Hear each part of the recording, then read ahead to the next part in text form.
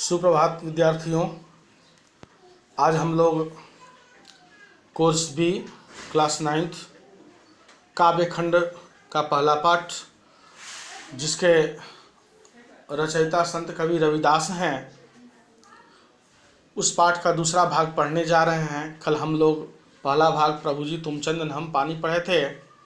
आज हम पढ़ने जा रहे हैं ऐसी लाल तुझ बिने कौनु करे। तो पाठ परिचय में पहले पाठ परिचय को देख ले। इसमें दूसरे पद में भगवान की अपार उदारता, कृपा और उनके समदर्शी स्वभाव का वर्णन है। रैदास कहते हैं कि भगवान ने तथाकथित निम्न कुल के भक्तों को भी सहज भाव से अपनाया है और उन्हें लोक में सम्मानीय स्थान दिया गया है। यानी दूसरे भाग का जो काव्य खंड का जो दूसरा भाग है, इसमें पहला पाठ का, उसमें संत कवि रविदास ने वैसे लोग जिन्हें समाज ने तिरस्कृत किया था, समाज में जिन्हें स्थान प्राप्त नहीं था, वैसे लोगों को भी विशेष स्थान दिया और उन्हें विशेषकर भगवान का प्रिय बताया है। और कहते हैं कवि, ऐसी लाल तुझ बिन कवनु करे। यहाँ पर लाल शब्द जो है ईश्वर के लिए आया है। तुझ बिन यानी तुम्हारे बिना, तुझ बिनो तुम्हारे बिना, कवनु करे कौन करे। हे मेरे लाल, हे मेरे ईश्वर, हे मेरे प्रभु, तुम्हारे सिवा ऐसा कोई भी नहीं कर सकता है। तो क्या नहीं कर सकता है? तो गरीबों को अपना नहीं सकता है। जिसको सारी दुनिया अपना नहीं मानती है, उसे अपना नहीं सकता, उसको सहारा नहीं दे सकता। लेकिन तुम ही हो जो सबको सहारा दे सकते हो। गरीब निवाजू गुस्सैया मेरा, माथे छत्रु धरे।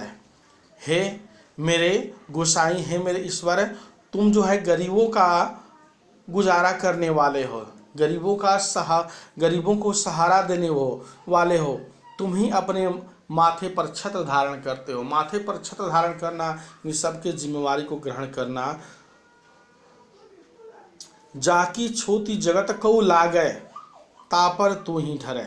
यानी जाकी छोटी, जिसकी छुआछूत सारी दुनिया को लगती है, उस पर तुम ही धरते हो। यानी उसे तुम ही पावन मानते हो, पवित्र मानते हो। तुम ही उस पर अपना स्नेह बरसाते हो। जाकी छोटी जगत को लागे, तापर तू ही धरे, तुम ही उस पर ऊपर कृपा करे।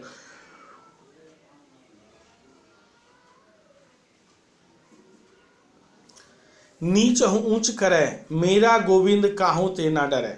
जिसको सारी दुनिया नीच समझती है, उसे तुम ऊंचा स्थान प्रदान करते हो, उसका तुम उद्धार करते हो, उसका स्वामी बनते हो, उसका देख रेख तुम ही करते हो। तुम्हारे सिवा ऐसा कोई भी नहीं कर सकता है।